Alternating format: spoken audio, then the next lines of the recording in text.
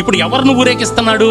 ఎవరైతే వంగక నమస్కారం చేయలేదని కోపగించుకున్నాడో అతన్ని ఊరేగిస్తున్నాడు. స్తోత్రం చూద్దాం ఒకసారి గట్టిగా.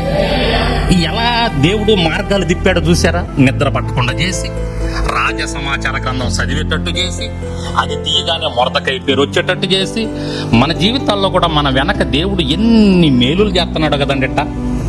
ఎన్ని మేలులు చేస్తున్నాడు, ఎన్ని మలుపులు తిప్పుతున్నాడో. నాకు అనిపిస్తుందండి, ఒక ప్రయాణం మనం ఒక దగ్గరికి వెళ్ళి వస్తుంటే, ఒక్క ప్రయాణం, ఆ ప్రయాణంలో మనకి ఎన్ని మేలులు చేస్తుంటాడో తెలుసా? ఆయన ఎన్ని ఉపకారాలు చేస్తుంటాడో తెలుసా? వెనకుండి లేకపోతే ఒక ప్రయాణం కూడా మనం క్షేమంగా చేయలేం.